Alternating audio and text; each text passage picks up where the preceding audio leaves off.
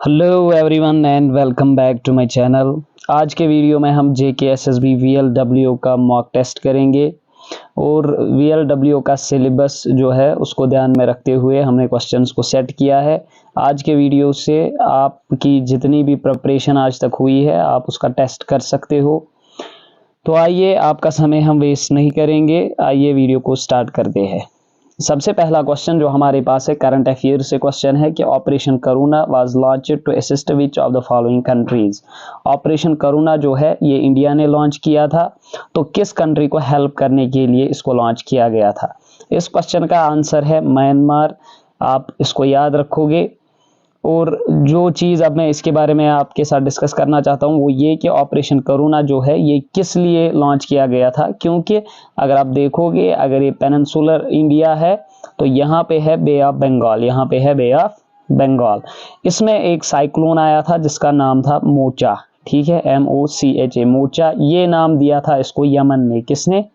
Yemen ने इसको ये नाम दिया। सो इस साइक्लोन की वजह से जो है इसने बहुत ज़्यादा इफेक्ट किया म्यांमार को, तो इसलिए इंडिया ने म्यांमार की हेल्प के लिए ऑपरेशन करुणा को लॉन्च किया।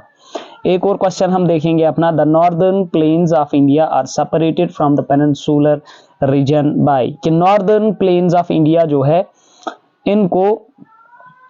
इनमें से कौन सा माउंटेन ऐसा है जो नॉर्दर्न प्लेन्स को पेनिनसुलर इंडिया से सेपरेट करता है। तो यहाँ पर हम देखेंगे ये जो एरिया है, ये जो पोर्शन है ये है नॉर्दर्न प्लेन्स का और नीचे जो पोर्शन है ये है पेनिनसुलर इंडिया। तो आपको बोलना है कि अब क्या कौन सी माउंटेन रेंज ऐसी है जो कि इनको सेपरेट करती है। Satpura range, Vindhya range, Aravalli range या सह्याद्री माउंटेन्स। सो इस पर्टिकुलर क्वेश्चन का आंसर है विंध्या माउंटेन्स, ठीक है। विंध्या अगर आप देखोगे यहाँ पे है विंध्या, यहाँ पे है विंध्या। मैं आपको जूम करके दिखाता हूँ, ये यहाँ पे विंध्या है, ठीक है, और ऊपर जो है नॉर्दर्न प्लेन्स है, नीचे जो है पेनिनसुलर इंडिया है, ठीक है। एक और क्वेश्चन हम देखते हैं इंडियन इकोनॉमी से। ये क्वेश्चन है which of the following is represented by Lawrence curve. इनमें से लॉरेंस कर्व क्या रिप्रेजेंट करती है। सो लॉरेंस कर्व जो है इसको डेवलप किया गया था 1905 में। इसको आप याद रखोगे, 1905 में लॉरेंस ने इसको डेवलप किया था। और ये जो है ये रिप्रेजेंट करती है इनकम डिस्ट्रीब्यूशन, ठीक है। इनकम डिस्ट्रीब्यूशन आप बोलो या वेल्थ डिस्ट्रीब्यूशन आप बोलो, कभी कभी ऑप्शंस में वेल्थ डिस्ट्रीब्यूशन भी हो सकता है, तो इससे ये रिलेटेड है, ठीक है। इन्फ्लेशन, एम्प्लॉयमेंट और डिफ्लेशन जो है ये अलग चीजें हैं। इससे Lorenz curve is related to income distribution. और ये जो मैंने क्वेश्चन सेट किए हैं ना, बहुत सारे जो एक्सपीरियंस्ड है जिन्होंने JKSSB के एग्जाम्स को क्वालिफाई किया है उनके साथ बात करके जब मैंने ये क्वेश्चंस उनको दिखाए तो उन्होंने कहा कि it's not just a mock test, but ये जो है इसमें से बहुत सारे क्वेश्चंस ऐसे भी है जो कि एक्सपेक्टेड क्वेश्चंस है JKSSB VLWO के एग्जाम के लिए। सो इसलिए आपसे रिक्वेस्ट है कि आप हमारे साथ एंड तक बने रहे और चैनल को भी सब्सक्राइब कीजिएगा। एक और क्वेश्चन है, national waterway 1 is on. National waterway 1 जो है ये ट्रांसपोर्ट एंड कम्युनिकेशन से क्वेश्चन है कि नेशनल वाटरवे 1 किस रिवर पर है। ये रिवर इंडस पर है, रिवर बराक पर है, रिवर गंगा या नन ऑफ दीज। सो इस क्वेश्चन का आंसर है रिवर गंगा, ठीक है। नेशनल वाटरवे 1 जो है ना ये है रिवर गंगा पे। किस पे है? रिवर गंगा पे। और ये जो है ये लॉन्गेस्ट नेशनल वाटरवे है, ठीक है, लॉन्गेस्ट नेशनल वाटरवे है और लेंथ इसकी 1620 किलोमीटर्स है, ठीक है। आप फिर से आप क्रॉस चेक कर सकते हो, लेकिन मुझे जहां तक याद है आई थिंक 1620 इज राइट। तो एक और क्वेश्चन हम देखते हैं, चूज द करेक्ट वन। ये जो क्वेश्चन है ये मॉडर्न हिस्ट्री से क्वेश्चन लिया गया है और हम देखेंगे हमारे पास क्या क्या ऑप्शन है, ये किसके रिगार्डिंग है ये question. Bye joining subsidiary alliance, तो क्वेश्चन जो है सब्सिडरी अलायंस के रिगार्डिंग है। अच्छा, क्या क्या बोलता है पहले आप याद रखोगे कि सब्सिडरी अलायंस को किसने इंट्रोड्यूस किया था? वेल्सली ने किया था। किसने? वेल्सली ने इसको इंट्रोड्यूस किया था। Subsidiary alliance, by joining subsidiary alliance India ruler had to maintain British troops in his state. कि सब्सिडरी अलायंस को अगर कोई इंडिया रूलर ज्वाइन करता था तो उसको क्या करना पड़ता था कि अपनी स्टेट में ब्रिटिश ट्रूप्स को रखना पड़ता था, ठीक है। दूसरा ऑप्शन है द रूलर हैड टू पे फॉर मेंटेनेंस ऑफ ट्रूप्स, और फिर ये ब्रिटिश आर्मी रखने का जितना भी खर्चा होता था वो उसी इंडियन रूलर को देना पड़ता था। एक और कि ब्रिटिशर्स के अलावा इंडिया रूलर जो है किसी के साथ ट्रीटी नहीं कर सकता था जब तक कि वो ब्रिटिशर से इजाज़त न ले। सो इस क्वेश्चन का राइट आंसर है ऑल ऑफ दीज, क्योंकि ये सारे जो है सही बातें हैं किसके रिगार्डिंग, सब्सिडरी अलायंस के रिगार्डिंग। अगर हम सब्सिडरी अलायंस की बात करें तो ये एक पॉलिसी थी ब्रिटिशर्स की जिसको वेल्सली ने इंट्रोड्यूस किया, और एक एक्सपेंशन पॉलिसी थी ताकि इसके थ्रू ब्रिटिशर्स चाहते थे कि हम अपना रूल जो है वो एक्सपेंड कर सके इंडिया में। एक और question, which of the following is an example of kharif crop. सो खरीफ क्रॉप के बारे में आप पहले इतना याद रखो कि mainly these are sown in summer season, ठीक है, इनको समर्स में जो है सो किया जाता है। तो आपको इधर बोलना है कि खरीफ क्रॉप इनमें से कौन है। मस्टर्ड तो रबी है, वीट भी रबी है, ठीक है, पीस जो है ये भी रबी क्रॉप में आती है, और कॉटन जो है ना, कॉटन इस क्वेश्चन का राइट आंसर है। कॉटन एक खरीफ क्रॉप है, इसके साथ साथ आप एक मेन जो खरीफ क्रॉप है वो राइस भी क्या है, राइस भी है खरीफ क्रॉप, ठीक है, इसको भी आप याद रखोगे। एक और question, which of the following is not an element of weather and climate. Weather and climate से क्वेश्चन है, आपको बोलना है कि इनमें से कौन ऐसा ऑप्शन है जो कि एलिमेंट नहीं है वेदर एंड क्लाइमेट का। पहला ऑप्शन जो हमारे पास है वो है एटमॉस्फेरिक प्रेशर, ये होता है। ह्यूमिडिटी ये भी एक एलिमेंट है वेदर एंड क्लाइमेट का। टेम्परेचर ये भी एक एलिमेंट है वेदर एंड क्लाइमेट का। लेकिन ऑल्टीट्यूड जो है ना, ये एक फैक्टर है, क्या है, ये फैक्टर है, इससे अफेक्ट होता है वेदर एंड क्लाइमेट, लेकिन वेदर एंड क्लाइमेट का ये जो है ना एलिमेंट नहीं है। तो इस क्वेश्चन का राइट आंसर ऑल्टीट्यूड आएगा, ठीक है। अच्छा, एक और होता है element of weather and climate, उसको आप कमेंट सेक्शन में लिख सकते हो, ठीक है। कमेंट सेक्शन में आप लिखिए कि एक और, यहाँ पे मैंने उसको मेंशन नहीं किया है, एलिमेंट है वेदर एंड क्लाइमेट का, इन तीनों को छोड़ के एक और है, उसको उसका नाम जो है वो आप कमेंट सेक्शन में लिखिएगा। एक और क्वेश्चन है, which of the following join doctrine of lapse first. सबसे पहले जो है डॉक्ट्राइन ऑफ लैप्स इनमें से किसने ज्वाइन किया था, तो इसका नाम, इसका राइट आंसर है सतारा, ठीक है। सतारा की स्टेट जो है इन्होंने डॉक्ट्राइन ऑफ लैप्स सबसे पहले ज्वाइन किया था। और डॉक्ट्राइन ऑफ लैप्स किसकी पॉलिसी थी, ये थी लॉर्ड डलहौजी की, ठीक है ना, इसको भी आप याद रखोगे। एक और question, what is the population density of India as per census 2011।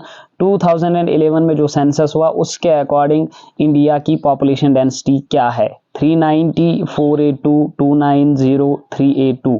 सो इस क्वेश्चन का राइट आंसर है 382, ठीक है। 382 जो है ये है population density of India as per census 2011। और हाईएस्ट जो है किसकी थी, बिहार की, किसकी, बिहार की। अगर स्टेट्स की बात करें, ये तो ओवरऑल है, ठीक है, ये तो पूरे इंडिया की है।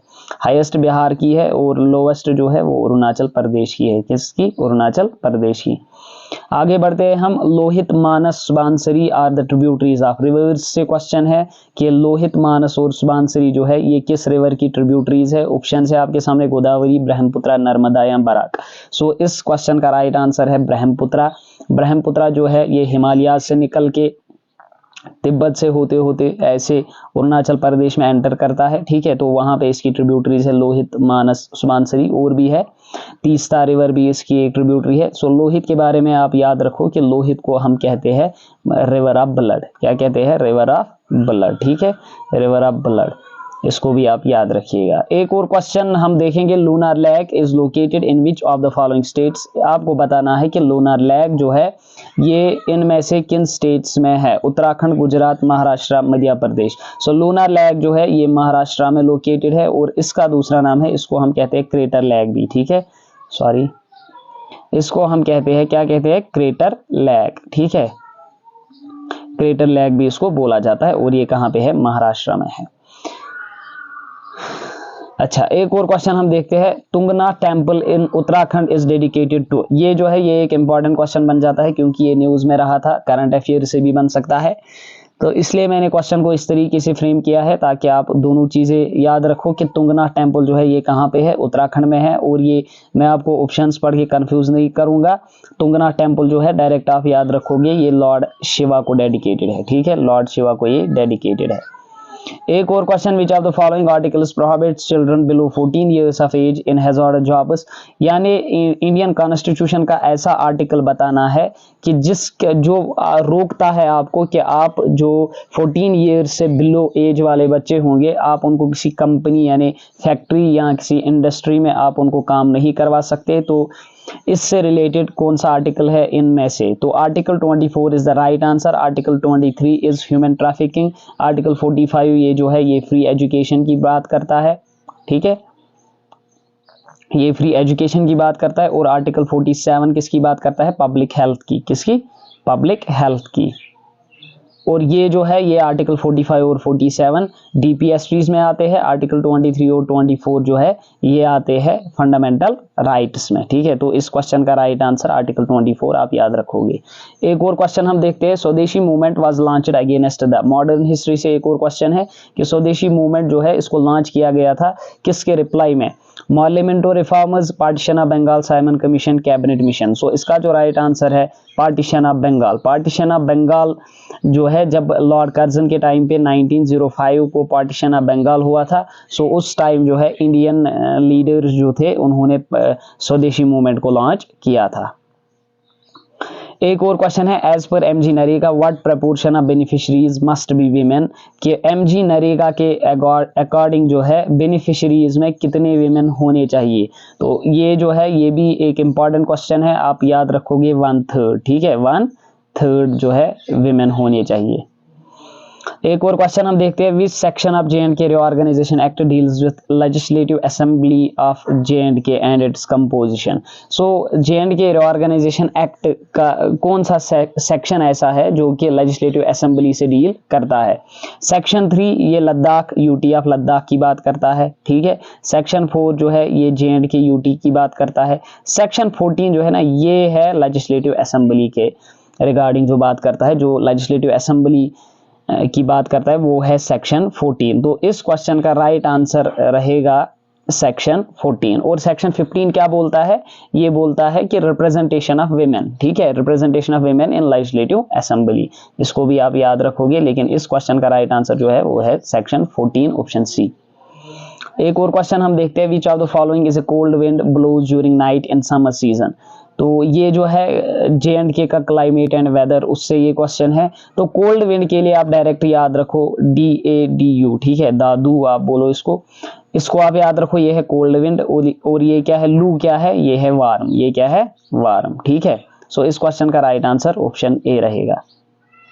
एक और क्वेश्चन हम देखते हैं, Rajatarangini was completed during the rule of, Rajatarangini को जब कल्हना ने इसको लिखा है, ठीक है, तो इसको कब कंप्लीट किया गया? उस टाइम पे कौन रूलर थे? तो उस टाइम पे थे जयासिमा, ठीक है, ये शायद लोहारा डायनास्टी के रूलर थे, ठीक है, हाँ लोहारा डायनास्टी के रूलर थे जयासिमा, तो उनके टाइम पे राज तरंगनी को कल्हना ने कंप्लीट किया था। एक और क्वेश्चन हम देखते हैं, what is the IUCN status of hangul. IUCN क्या होता है? International Union for Conservation of Nature, ठीक है। इन्होंने जो है 7 कैटेगरीज बोली है, 7 कैटेगरीज बोली है एनिमल्स की, जैसे एंडेंजर्ड होता है कोई, वल्नरेबल होता है कोई, इस तरीके से 7 कैटेगरीज है। तो आपको बताना है इन 7 कैटेगरीज में हांगुल किस में फॉल करता है, ठीक है। सो हांगुल जो है ना ये है क्रिटिकली एंडेंजर्ड। ये भी एक इंपॉर्टेंट क्वेश्चन है, flora and fauna of J&K से क्वेश्चन लिया गया है, और JK SSB VLW के एग्जाम पॉइंट ऑफ व्यू से जो है ये बहुत ज्यादा इंपॉर्टेंट होता है। तो इसलिए आप इसको याद रखोगे कि IUCN status of hangul is critically endangered. एक और क्वेश्चन है, which of the following recommended GST, ठीक है, गुड्स एंड सर्विस टैक्स, ये जो है ये किस कमेटी ने इसको रिकमेंड किया? Saxena committee, Hashim committee, Tendulkar committee. These all 3 committees are related to poverty, ठीक है ना, ये पोवर्टी की बात करते हैं, आपने इकोनॉमी में पढ़ा होगा इसको। सो GST जो है इस क्वेश्चन का राइट आंसर रहेगा विजय केलकर कमेटी, ठीक है, विजय केलकर कमेटी ने GST को रेकमेंड किया।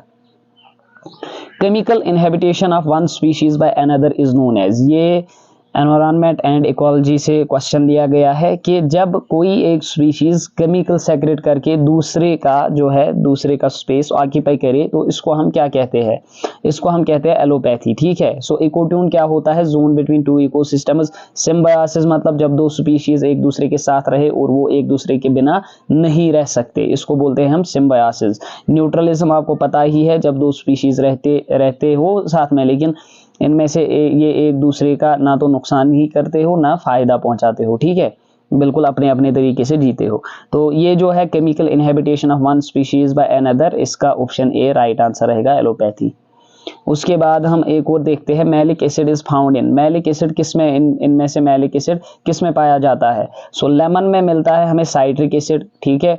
एप्पल में जो है, एप्पल में होता है मैलिक एसिड। सो इस क्वेश्चन का राइट आंसर है ऑप्शन बी, ठीक है, ऑप्शन बी इस क्वेश्चन का राइट आंसर है। टोमेटो में क्या होता है? ऑक्सैलिक एसिड, क्या होता है?